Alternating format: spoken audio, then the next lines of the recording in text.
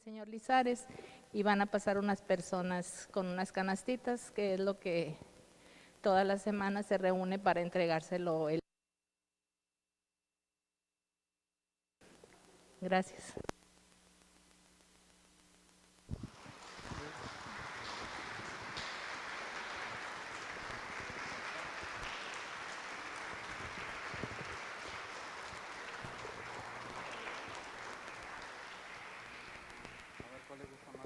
El que sea.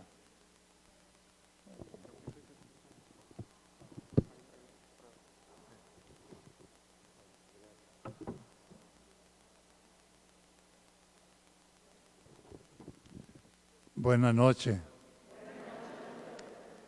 ¿Cómo amanecieron ahora? ¿Con novedad o sin novedad? Yo espero que sea cierto. Si no, cuando se confiesen le dicen al Padre, le eché mentiras al señor obispo, porque amanecí con novedad. Vamos a pedir al Espíritu Santo que nos acompañe en esta semana de reflexión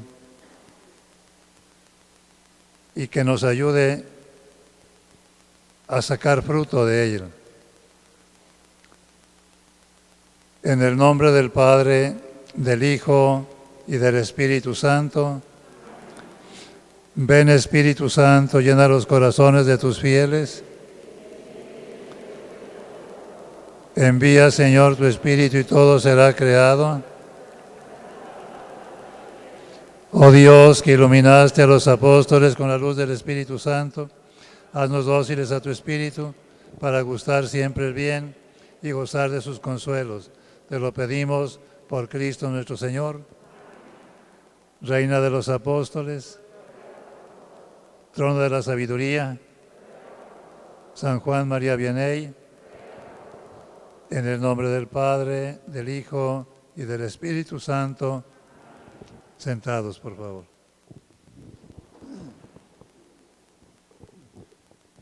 Pues me da mucho gusto volverlos a ver. Los veo un poco más antiguos que el año antepasado, pero los veo muy bien. Y yo creo que ustedes dicen lo mismo. A mí cuando me preguntan, señor obispo, ¿cómo está? Yo les digo, viejo y flaco. Porque ya voy a ajustar en este año 88 años. 88, fíjese. No. Qué barbaridad. Me da mucho gusto porque hace poquito se murió el señor obispo de Saltillo, que era de Saltillo, y murió de 101 años, 3 días. Dios quiera que yo viva por lo menos esta semana para acabar la plática.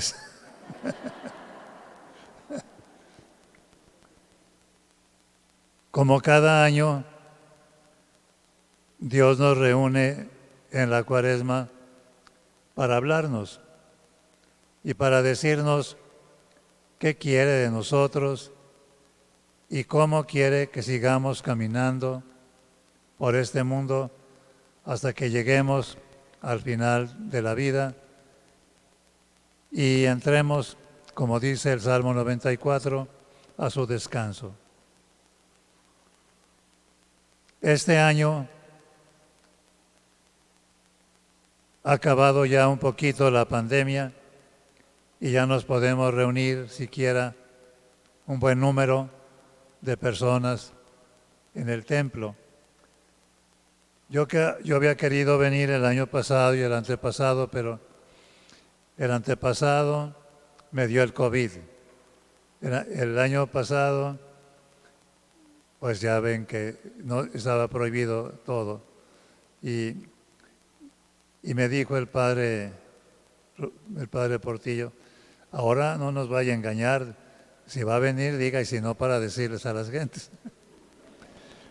Le digo, no, si vivo, sí voy. En este año, el señor arzobispo responsable de la Iglesia de Monterrey quiere que reflexionemos sobre 3 cuestiones que a mí me parecen muy importantes. Primero, porque Él lo manda, y después, porque sí es necesario corregir ciertas cosas que nosotros pensamos que hacemos bien y a lo mejor nos falta clarificar. Por ejemplo, lo primero que debemos hacer es prepararnos para la Pascua, porque la Cuaresma es un camino hacia la Pascua. Dirán ustedes, cada año nos preparamos para la Pascua. Pues miren, a mí me da impresión que aquí se ocupa clarificación, porque siempre nos preparamos para la Semana Santa. Siempre nos preparamos para la Semana Santa, pero no nos preparamos para la Pascua.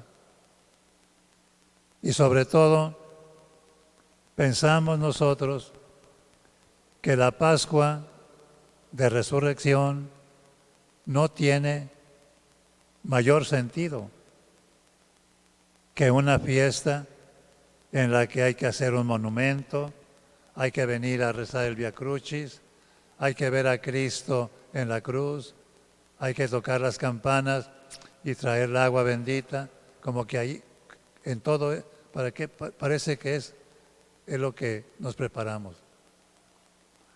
Llega la Cuaresma, va a llegar la Cuaresma y los padres andan queriendo luego buscar la ceniza y les dicen a ustedes, tráiganme las palmas del año pasado para quemarlas y hacer la ceniza. Y nos ponemos la ceniza en la cabeza, pero no nos preparamos para la Pascua. Nomás nos ponemos la ceniza. Y aunque el Evangelio nos diga, conviértete y cree en el Evangelio, nosotros nomás ponemos la cabeza para la ceniza, y el conviértete y cree en el Evangelio, ¿dónde está? Por eso hay que clarificar eso. Luego llega la Semana Santa y que el Domingo de Ramos y que vamos vendiendo los ramos y que las palmas benditas y que la procesión y llega el Viernes Santo y que el Vía Crucis, los muchachos, que quién va a salir de Jesús, que quién va a salir de Virgen, que quién va a ser Pilatos, que quién va a ser Judas, que quién va a ser San Pedro. Y se preparan para el Vía Crucis, pero no se prepararon para la Pascua. ¿Quién es entonces el que se prepara para la Pascua? Lo diremos.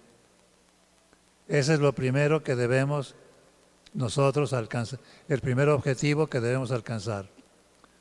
Convencernos de que debemos prepararnos para la Pascua, no solo para la Semana Santa. Segundo, ustedes saben bien por las noticias, por los medios de comunicación, que el año que entra en la ciudad de Roma se va a celebrar un sínodo donde se van a reunir obispos, religiosos, sacerdotes, religiosas, laicos, para escuchar la palabra de Dios y para pedirle al Espíritu Santo que les ilumine, que nos ilumine a todos. ¿Qué quiere? ¿Cómo quiere que sea la iglesia del tercer milenio? ¿Por qué del tercer milenio? Porque apenas vamos comenzando el milenio. ¿Cuántos años llevamos del milenio? 122 años. ¿Cuántos nos faltan?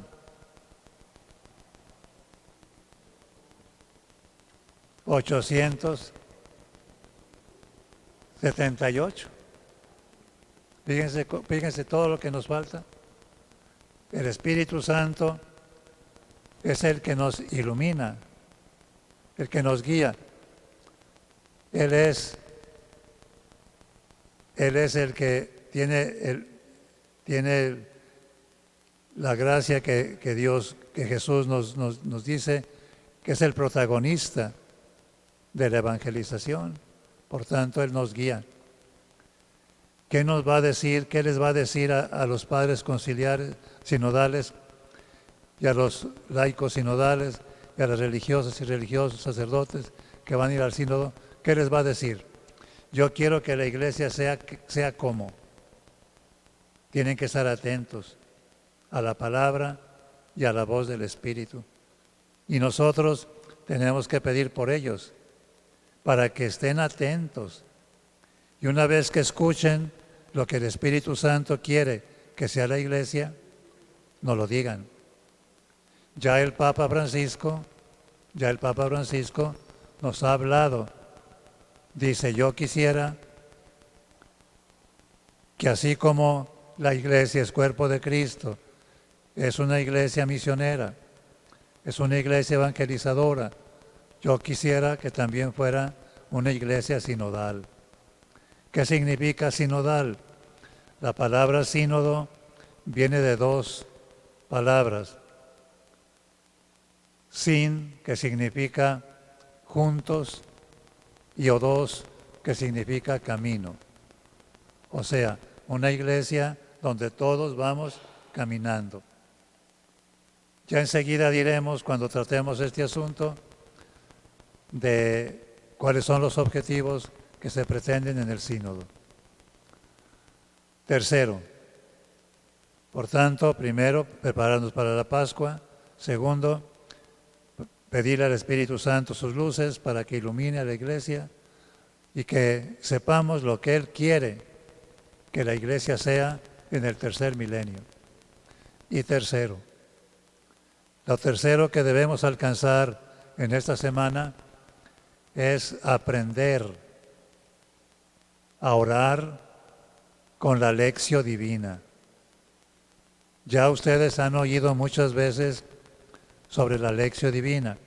Yo mismo soy testigo porque yo mismo les he hablado de este recurso de espiritualidad. Pero ahora se quiere que todos cultivemos este recurso de espiritualidad. Porque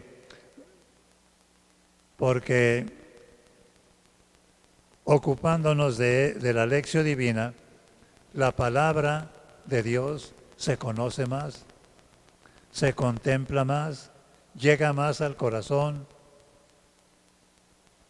Se puede orar y alabar a Dios con la lección divina. Se puede contemplar lo que Dios ha hecho y lo que Dios me pide. Y se puede también comprometer uno mejor con la palabra. Entonces, 3 cosas pues hay que hacer en esta semana. Primero, prepararnos para la Pascua. Segundo, rezar, pedir al Espíritu Santo que ilumine a la iglesia para que sea en el tercer milenio lo que Él quiere que sea, lo que el Espíritu de Dios quiere que sea. Y tercero, aprender a orar con la lección divina. Como son 5 días de la semana, cada semana tiene un tema diferente. Les voy a decir los temas para que se los aprendan. Ya sé que tienen mala memoria, pero pueden apuntarlos, como dicen de la viejita, ¿verdad? La viejita que decía, a mí las ofensas no se me olvidan nunca, porque las tengo bien apuntadas en una libreta. Así también ustedes ahora pueden apuntar los temas. Son 5 temas. Primer tema, el camino y los caminantes. el camino y los caminantes. Segundo tema, la comunicación, el diálogo y la escucha. La comunicación, el diálogo y la escucha. Tercer tema, la palabra de Dios, una luz para mi vida. Cuarto tema, la fracción del pan. Y quinto tema, el regreso a la comunidad. Como ven, son temas muy importantes, muy hermosos. Lo van a ver ustedes en el transcurso de la semana. Se van a emocionar como todos cuando contemplamos la palabra y nos adueñamos de ella, nos la apropiamos. ¿Qué texto vamos a utilizar? Vamos a utilizar San Lucas, capítulo 24, de los versos 13 al 35. Por tanto, van a ser 22 versículos los que vamos a reflexionar. ¿En toda la semana? Sí, en toda la semana. Y no vamos a acabar. No vamos a acabar. ¿Por qué? Porque si el año que entra nos vuelven a poner este tema, habrá cosas nuevas que Dios nos inspire. Porque la palabra es infinita. La palabra de Dios es infinita, no tiene fin. Por más que le escarbe uno, es una mina que siempre produce oro. Y nunca se acaba.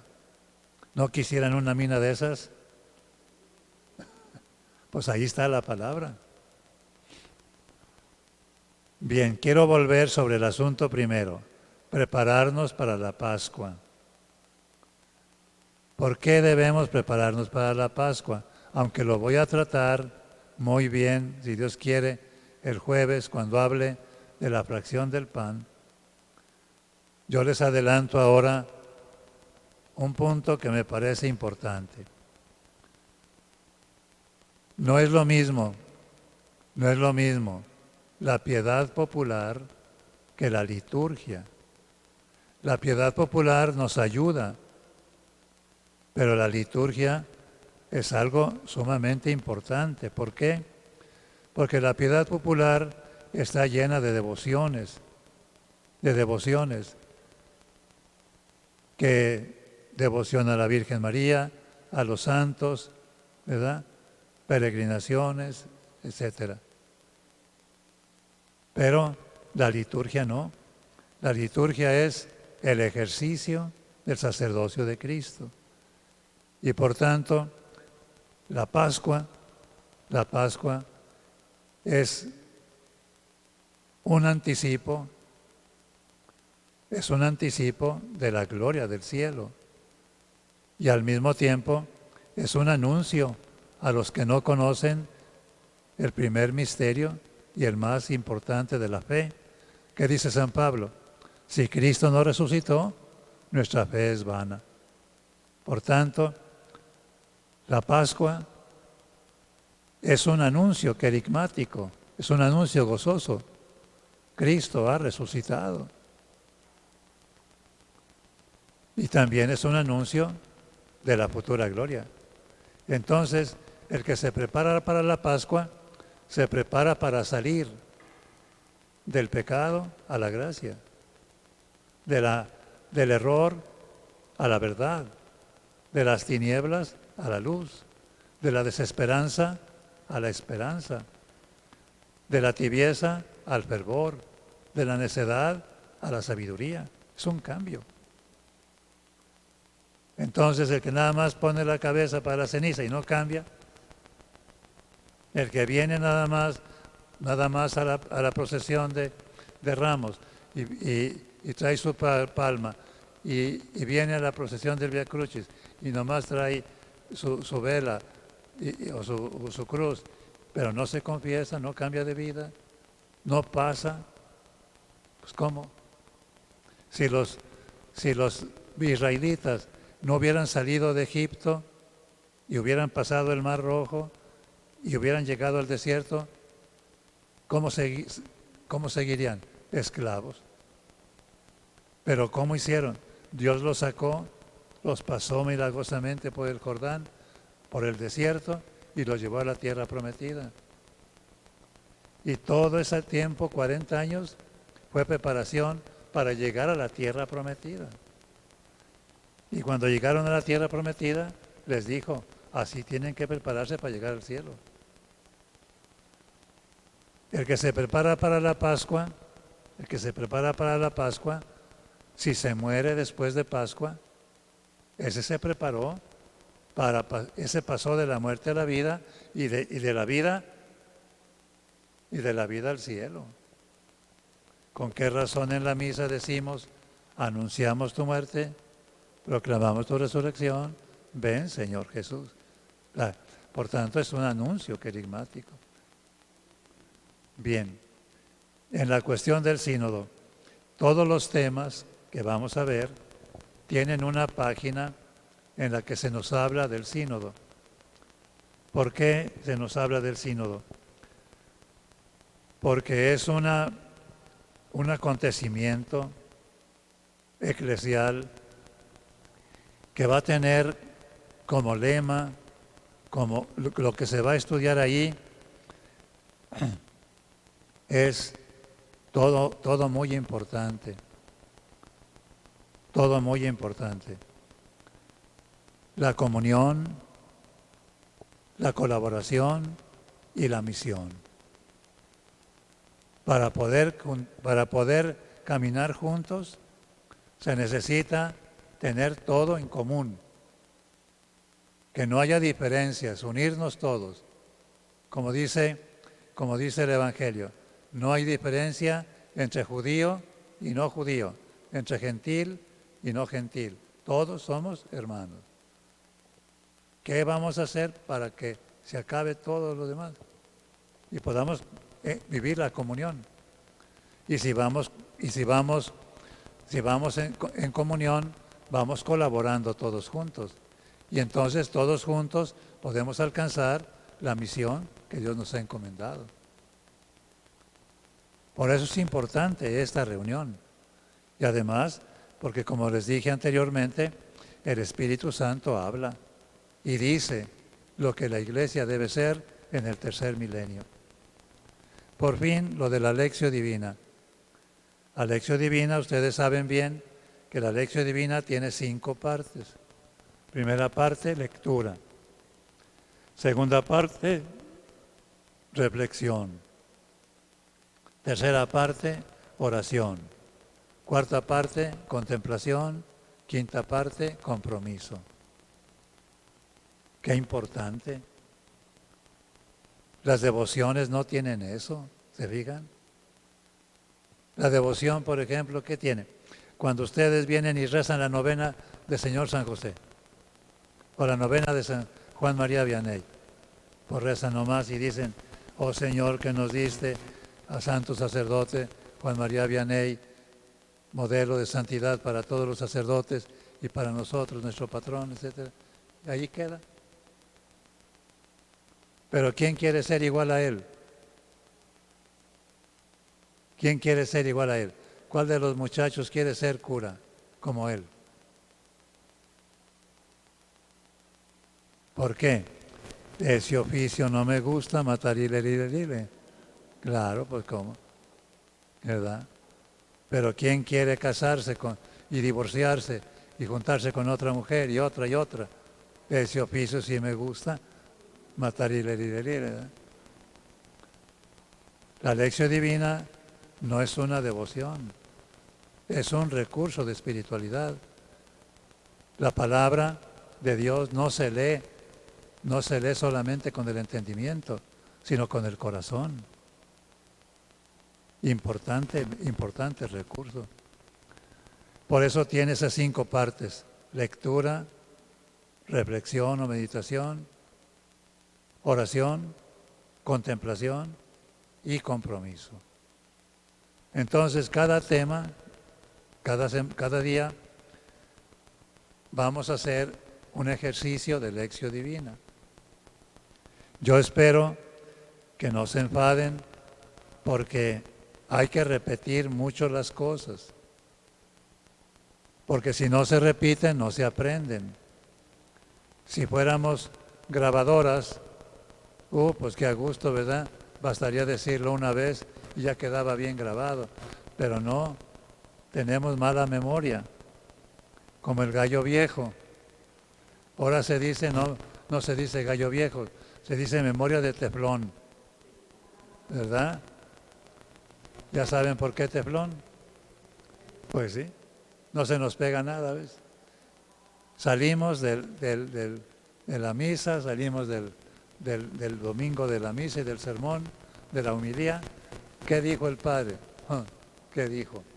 No nomás qué dijo el Padre, ¿qué dijo Dios? A ver, los que vinieron a misa ahora, ahora, en este día, ¿qué dijo la primera lectura? Que no, para más fácil, porque la primera lectura está más difícil. ¿Qué dijo la segunda lectura, el Evangelio? ¿De qué? ¿De qué habló el Evangelio? ¿No se acuerdan? De que Pilatos mandó, ¿verdad?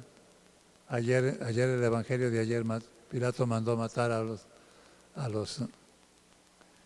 Bueno, vamos pues comenzando con el primer tema. El primer tema tiene como lectura Evangelio de San Lucas, capítulo 24, versos del 13 al 35. Nos dicen que la lectura la tiene que hacer uno de ustedes, no la tengo que hacer yo, para que ustedes también participen. Entonces, pues aquí está el texto. Si alguien quiere apuntarse, yo lo único que pido es que no nos vaya a decir mentiras, que lea bien, porque si no lee bien, nos va a decir...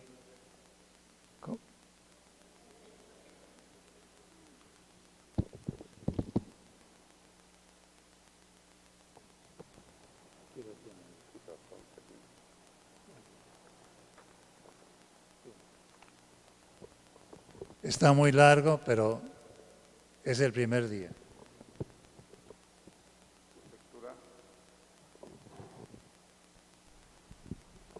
Lectura del apóstol San Lucas, capítulo 24, del 13 al 35. Ese día, dos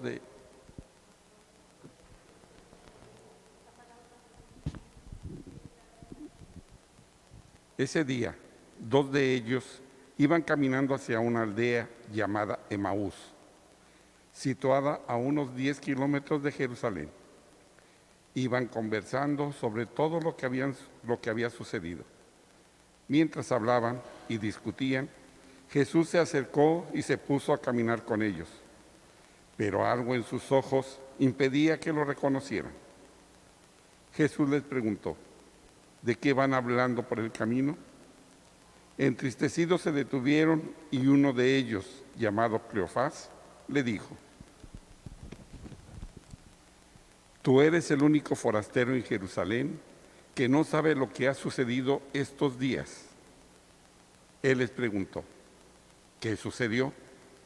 Le respondieron, lo de Jesús de Nazaret, que fue un profeta poderoso en hechos y palabras delante de Dios y de todo el pueblo. Los sumos sacerdotes y nuestras autoridades lo entregaron para que fuera condenado a muerte y lo crucificaron. Nosotros esperábamos que Él libraría a Israel, pero ya van 3 días que sucedió esto. Es cierto que algunas mujeres de nuestro grupo nos han desconcertado, porque fueron temprano al sepulcro, no encontraron el cuerpo del Señor Jesús y volvieron asegurando que habían tenido visiones de ángeles que les dijeron que Él vive. Algunos de los que están con nosotros fueron al sepulcro y lo encontraron todo como las mujeres habían dicho, pero a Él no lo vieron. Entonces Jesús les dijo, qué torpes son para entender. ¿Cómo les cuesta creer todo lo que anunciaron los profetas? ¿Acaso el Mesías no debía padecer todo esto para entrar en su gloria?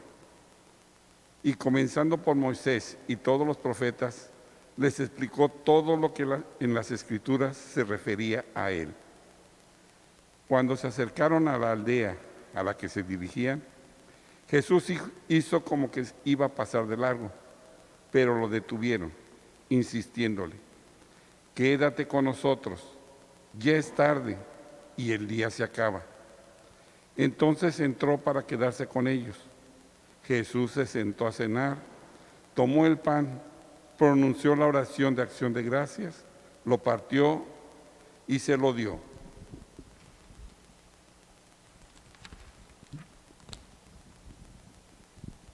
Los ojos de ellos se abrieron y lo reconocieron, pero él desapareció de su vista.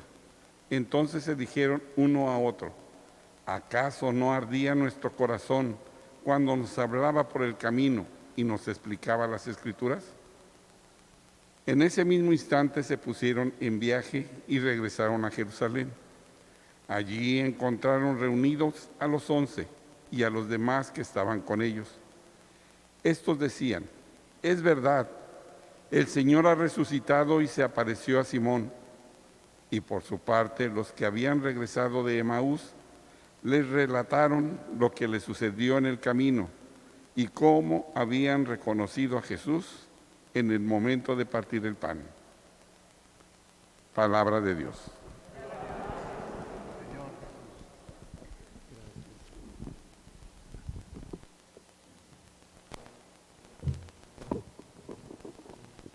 Recuerden que el primer tema es el camino y los caminantes. Ahora bien, la primera parte de la reflexión, de la lección divina, es leerlo. ¿Cuántas veces se debe leer? Se debe leer cuantas veces sea necesario, porque depende de la atención que pongamos, de la memoria que tengamos, y también depende de que nosotros vayamos tomando aquel pasaje que nos presenta y que nos parece más importante. Por ejemplo, aquí nos habla de 2 discípulos que van a su pueblo después de la resurrección y van platicando de todo lo que sucedió en Jerusalén en los días pasados. De repente se acerca a Jesús, ellos no lo conocen, y al oírlos que van tan interesados en la plática, les pregunta: ¿de qué van platicando? Y ellos se detienen y le dicen: ¿tú eres el único forastero que hay en Jerusalén, que no te das cuenta de lo que sucedió? Y Jesús, como si nada: ¿qué sucedió? Lo de Jesús Nazareno, maestro, maravilloso en obras y palabras, como nuestros jefes lo martirizaron y lo crucificaron, y ya murió, y hace 3 días tiene que estar sepultado. Nosotros esperábamos que Él nos libraría del dominio de los romanos, pero mira, ya se murió, ya está enterrado.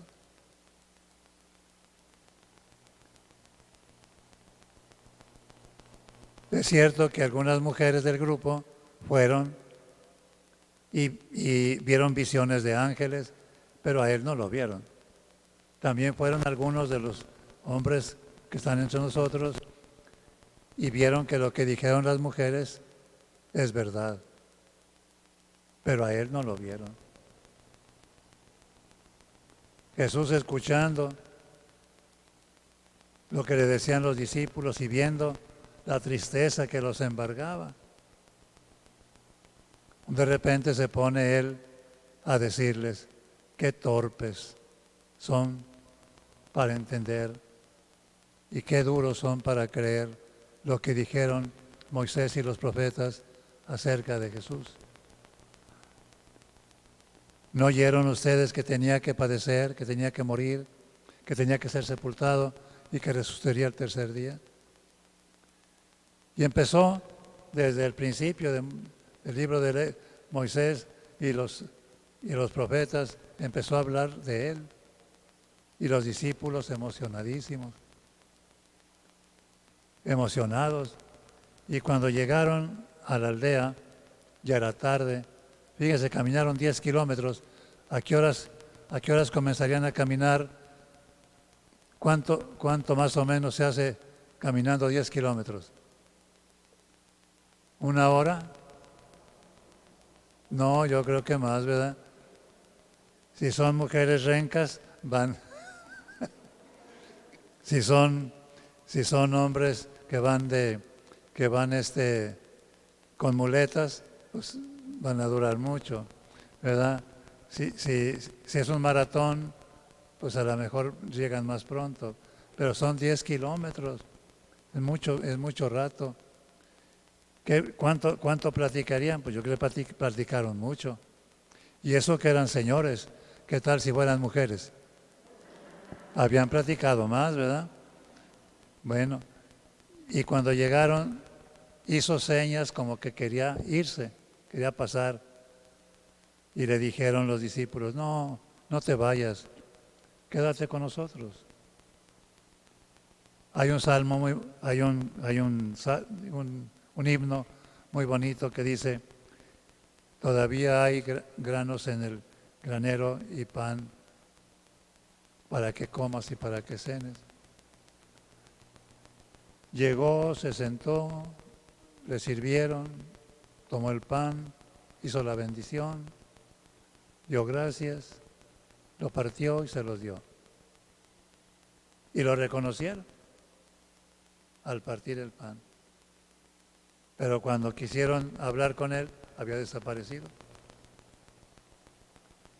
Y entonces, sin decir nada, agarran su sombrero y ahí vienen, de regreso a Jerusalén, a donde estaban los 11.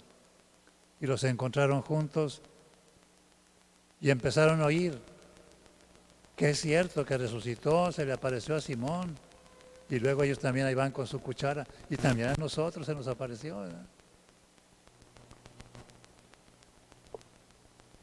Ese es el texto. ¿Cuál de las cosas que oyeron ustedes le parece más importante? ¿Cuál de las cosas que oyeron les parece más importante? Porque cada quien puede quedarse pensando y repensando donde quiera, donde ellos quieran. Cuando ustedes hagan lección divina en su casa, pues se pueden quedar en la primera parte del Evangelio, en la segunda parte, la tercera parte, donde les guste más y donde saquen provecho más espiritual. Como ahora el tema es el camino y los caminantes, pues nos invita el tema a fijarnos en los caminantes y en el camino. Por eso, lo primero que debemos pues repensar y meditar es esta cuestión del camino y de los caminantes.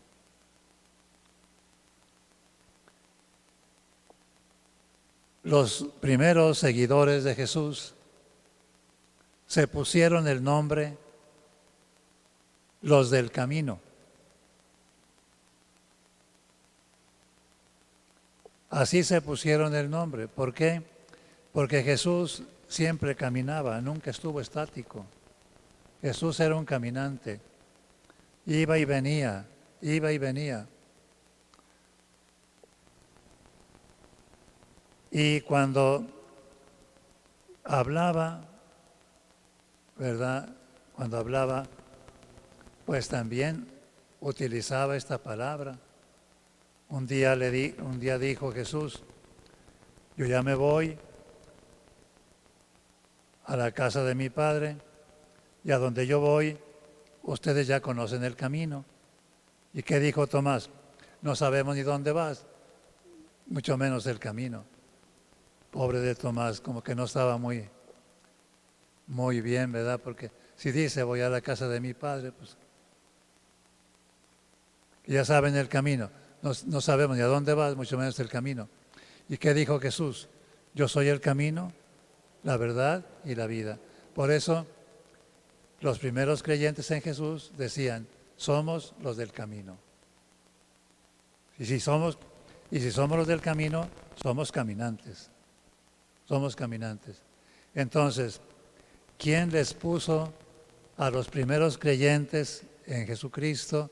¿Quién les puso cristianos?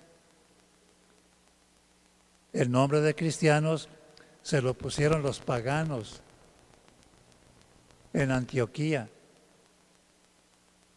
¿Por qué? Porque predicaban a Jesús, a Jesucristo, porque se parecían mucho a Él, los cristianos.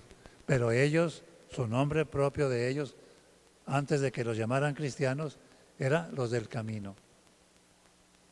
Precisamente por esto, porque el camino es algo sumamente importante. Queremos llegar a alguna parte, pues tenemos que caminar. Y si caminamos sin ton ni son, pues vamos caminando. ¿A dónde vamos? ¿Quién sabe? Pero ahí vamos. Entonces no es lo mismo camino que caminante. ¿Por qué? Porque el camino, pues, ¿a dónde van todos los del camino? ¿A dónde van todos los que van pasando por la calle? ¿Ustedes saben a dónde van? Yo no sé a dónde van. Cuando veo gente que pasa y pasa y pasa, pues ¿a dónde va? Solo que les pregunte.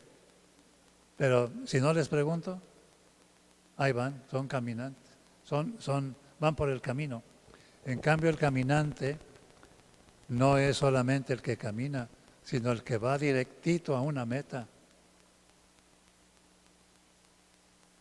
Por tanto, es un peregrino. Entonces, caminar y peregrinar es diferente.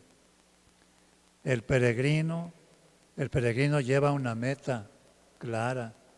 ¿Qué tal? Cuando ustedes van en peregrinación a la basílica, ¿qué llevan? ¿Qué llevan en la mano? El estandarte de la Virgen de Guadalupe, ¿verdad? Y luego llevan los matrachines y luego todo, y agarran el camino directo a la basílica y llevan a la Virgen de Guadalupe. ¿A dónde van? A la basílica. Eso es un peregrino. Entonces, estos que van a Emaús, ¿qué son? Caminantes, peregrinos, ¿qué son? Cada quien piense y saque su consecuencia, ¿verdad? Cada su consecuencia. Porque de ida eran caminantes. ¿A dónde iba? ¿A dónde iba Jesús? No dijo a dónde iba. Jesús no dijo a dónde iba, sí dijo. Ellos dijeron que iban a Emaús, pero Jesús ¿a dónde dijo? Era el camino, ahí va el camino. No dijo a dónde iba. En cambio, se junta con los caminantes que van ciertamente a Emaús, sí. Cuando llegan a Emaús, se vuelven peregrinos y entonces regresan a la comunidad. Cada quien pues quédese donde quiera en esta narración tan hermosa, quédese donde quiera pensando, pero también piense que Jesús es el camino y que los primeros creyentes se llamaban los del camino. ¿Quién nos lo dice? Pues nos lo dice la Sagrada Escritura. La Sagrada Escritura habla mucho acerca del camino. Por ejemplo, el libro de los Salmos, hay más de 10 salmos o 20 salmos que hablan del camino. Por ejemplo, el Salmo 31, ¿verdad? Dice, voy a instruirte, a mostrarte el camino a seguir, sin quitarte los ojos de encima, eres tú consejero. Hay otro texto todavía mucho más claro que este, que dice,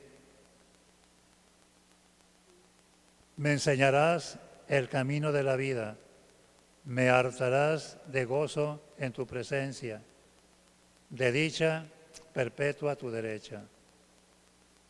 El Salmo 36 dice, Yahvé da firmeza a los pasos del hombre, se complace en su camino. El Salmo 80, ojalá me escuchase mi pueblo Israel, seguiría mis caminos. El Salmo 102, Yahvé manifestó a Moisés los caminos de los hijos de los hombres. El Evangelio de San Mateo dice con toda claridad, preparad el camino del Señor, enderezad vuestras sendas. El Evangelio de San Juan dice muy claramente también, y este Evangelio se proclama como el camino. También hablan del camino el libro de los Hechos de los Apóstoles. Recuerden cuando San Pablo iba a Damasco, ¿a qué iba? A pedir cartas credenciales en contra de los que creían en Jesús. ¿Para qué? Para llevárselos presos a Jerusalén, porque él no quería que hubiera cristianismo, sino que hubiera solamente el judaísmo. O sea, él no aceptaba a Cristo, simplemente era monoteísta. Y dice que iba a pedir cartas credenciales para llevarse a todos los del camino presos. San Pablo mismo lo dice, a todos los del camino. Entonces, si los primeros cristianos, los primeros creyentes en Cristo, se llamaron ellos mismos los del camino, ¿no les gustaría que nosotros también nos llamáramos del camino? A mí ciertamente me gustaría que nos dijeran del camino, porque así nos distinguiríamos bien de todos los demás cristianos que a veces presentan un Cristo falso, ¿verdad?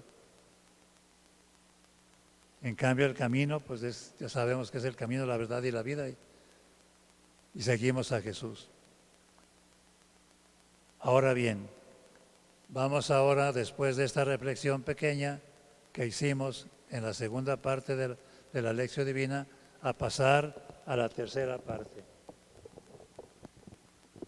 El tiempo es terrible el tiempo. Ya nos faltan 10 minutos y apenas vamos en la tercera parte de la lección divina.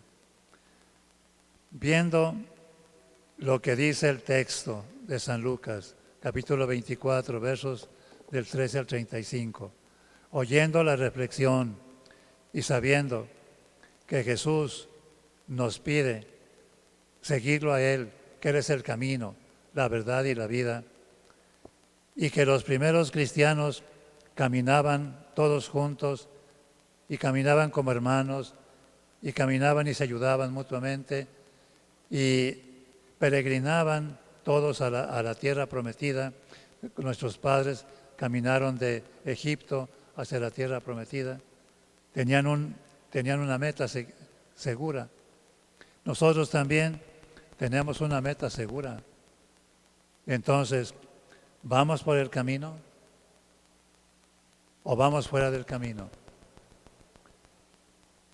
¿Somos caminantes? ¿Somos peregrinos? ¿Hacia dónde vamos? Dijimos que el primer objetivo era prepararnos para la Pascua.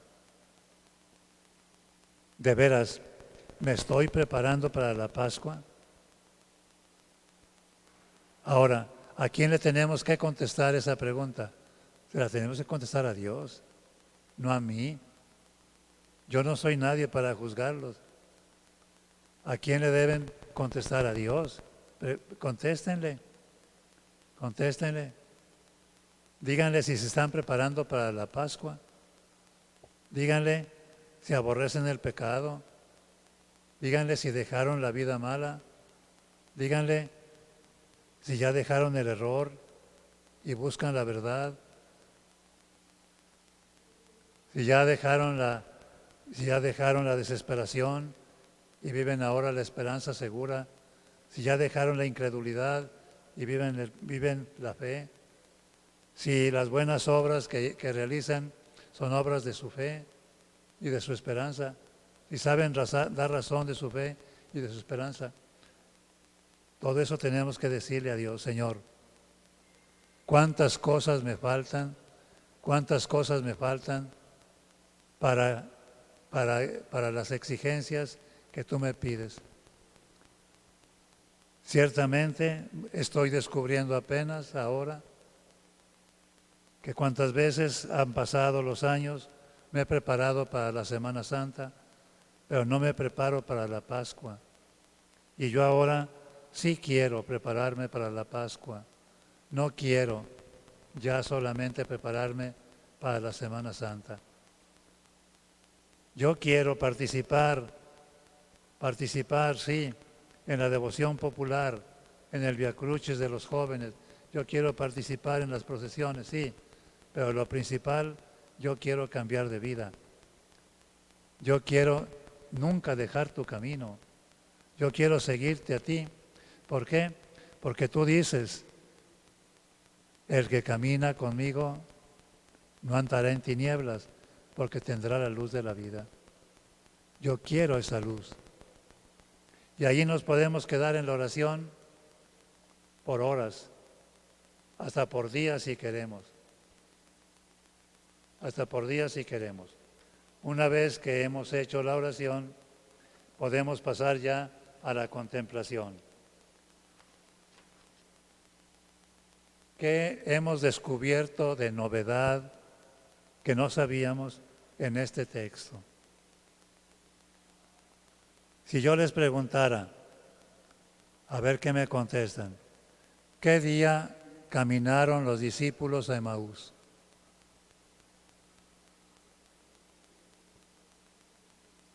¿Qué día caminaron los discípulos de Emaús? Porque dice, el texto lo dice, son las primeras palabras del texto. Dice, el mismo día. Por tanto, se supone que Cristo resucitó en la mañana y ellos comenzaron a caminar a Emaús en la tarde. El mismo día. ¿Qué más me enseña este texto? ¿Qué más me da a conocer este texto que no sabía? ¿Ustedes han leído este texto en Mateo, en Marcos, en San Juan? Están como dicen, estoy como dicen del que se fue a confesar. Un ranchero se fue a confesar y el padre le dice el padre: ¿sabes rezar? No. ¿Sabes el Padre Nuestro? No. ¿Sabes persignarte? No. ¿Sabes los mandamientos? No. ¿Sabes el Ave María? No. ¿Sabes el Padre Nuestro? No. ¿Sabes la salve? No. ¿Yo pecador? Tampoco. Entonces, ¿a qué viniste? Yo vine a confesarme, no que me echara adivinanzas.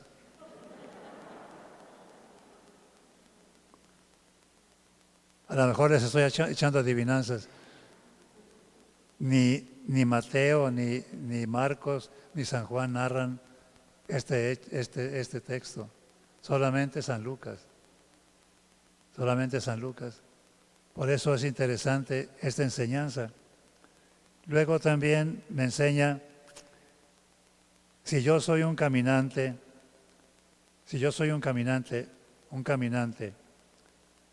voy con otros caminantes, como los discípulos no iban solos. Y si alguna gente se junta conmigo que va caminando, ¿le hago caso o no le hago caso? ¿Lo atiendo o no lo atiendo? ¿Lo escucho o no lo escucho? ¿Cuándo voy de veras a pasar de caminante a peregrino? A tener una meta segura. ¿Cuándo? Como dice el Evangelio. ¿Qué dice el Evangelio? Dice que un señor tenía una higuera plantada en su viña y que 3 años seguidos fue a ver si había higos. ¿Y encontró higos? Nunca encontró higos las veces que fue. Entonces, ¿qué le dijo al hortelano?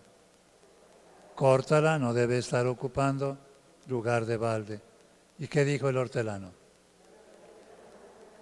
Espérate, el año que entra la voy a cortar, voy a podarla, voy a echarle abono, voy a echarle más agua. Y si el año que entra no da fruto, entonces la cortaré. ¿Cuántos años quieren que nos espere el Señor? Para prepararnos para la Pascua. Había un señor que tenía 40 años viviendo mal con su mujer y tenía 11 hijos. Y le dice el padre Villa, le dice, ya cásate. Y dijo el Señor, le estoy calando. A ver si me conviene. ¿Cuándo vamos a cambiar de vida? Porque el Señor dice que cambiemos de vida, ¿Cómo te ves? ¿Cómo te ves a ti mismo? ¿Cómo te ves a ti mismo? ¿Estático o caminando? ¿Cómo te ves? ¿Con una meta segura o sin meta? ¿Cómo te ves?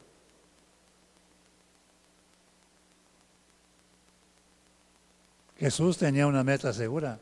Él quería que los discípulos no se desesperaran y que volvieran a la comunidad. ¿Verdad? Él tenía una meta y la consiguió. ¿Cómo te ves ahorita? ¿Cómo te ves? ¿Eres la higuera de hace 3 años? Interesante asunto, ¿verdad? Interesante asunto. Por tanto, puesto que el tiempo apremia, hay que pasar desde luego a la siguiente parte de la lección divina, que es el compromiso.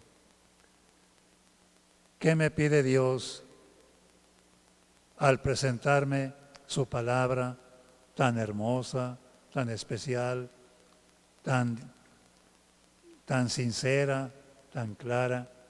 ¿Qué me pide? El mismo texto dice 2 cosas muy curiosas que ustedes y yo tenemos que tomar como propias. ¿Qué les dice Jesús a los discípulos? ¿Cómo son torpes para entender y tardos para creer lo que dicen Moisés y los profetas? Qué torpes y qué incrédulos. ¿No me reflejaré yo ahí? ¿No te reflejarás tú ahí? Nos cuesta creer, ¿verdad? Nos cuesta creer. Se nos hace demasiado que nos exijan lo que pide la palabra. Se nos hace demasiado. Qué torpes son para entender. ¿Cuántas veces nos ha dicho el Señor, ama a tu prójimo, ama a tu prójimo, ama a tu prójimo y a tu enemigo también, ámalo? Y no odies a nadie. ¿Cuántas veces nos lo ha dicho? Miles de veces. ¿Y nosotros? Torpes para entender, y duros para creer. ¿Cuántas veces nos ha dicho que todos somos hermanos y que debemos ayudarnos, que debemos, cuántas veces nos ha dicho, da de comer al hambriento, beber al sediento, vestir al desnudo, da posada al peregrino, redimir al cautivo, visitar al enfermo, enterrar al muerto? ¿Cuántas veces nos lo ha dicho? ¿Cuántas veces nos ha dicho, enseñar al que no sabe, dar buen consejo al que necesita, corregir al que se equivoca, perdonar las injurias, soportar con paciencia la flaqueza del prójimo, consolar al triste, rogar a Dios por Dios? Nos lo ha dicho miles de veces el Señor. Y nosotros, duros para creer, torpes para entender. Entonces, ¿qué nos pide el Señor ahora? El Señor ahora quiere que tengamos un corazón abierto y que aceptemos su palabra, que la aceptemos y que la vivamos. ¿Cómo ven? ¿Cómo ven ustedes este ejercicio maravilloso de la lección divina? ¿Les parece importante? ¿Les parece útil?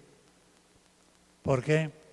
Porque sería bueno, sería muy importante que uno de los propósitos de esta enseñanza fuera que cada domingo se juntara la familia en su casa e hiciera una lección divina, que leyera el texto del Evangelio, que lo reflexionara, que hiciera oración con él, que pensara qué me enseña Dios con este texto, qué quiere Dios que haga con este texto. Y verían que cambia la familia, y verían que cada miembro que participe en la lección divina se hace hombre nuevo. ¿Por qué? ¿Qué les pasó a los apóstoles? ¿Qué les pasó a los apóstoles? Cambiaron totalmente. Así cambia uno también cuando practica uno la lección divina. Bien, solamente para terminar, porque ya faltan 2 minutos, recuerdo los objetivos de esta semana. Primero, prepararnos para la Pascua. Segundo, orar para que en el sínodo de los obispos el Espíritu Santo hable con nosotros y nos diga cómo quiere la Iglesia del tercer milenio. Tercero, aprender a orar con la lección divina. Mañana tomaremos el tema, la comunicación, el diálogo y la escucha. Hoy vimos el camino y los caminantes. Yo soy el camino, la verdad y la vida. Los primeros creyentes se llamaban los del camino. ¿Quién les puso cristianos? Los paganos en Antioquía. ¿Nosotros qué somos? Caminantes, somos caminantes. Y somos peregrinos también porque llevamos una meta segura. ¿A dónde vamos? Primero, a prepararnos a la Pascua y después de la Pascua, al cielo. ¿Qué tal si después de la Pascua nos morimos y no nos preparamos para la Pascua? Ahora sí entendieron, ¿verdad? Muy bien, pues mañana van a entender todavía más con la ayuda de Dios. Te damos gracias, Señor, por todos los beneficios que nos has concedido hoy. Tú que vives y reinas por los siglos de los siglos. La paz sea con ustedes. La bendición de Dios Todopoderoso, Padre, Hijo y Espíritu Santo, descienda sobre ustedes y permanezca por siempre. Ora la bendición del obispo viejito. Hasta mañana.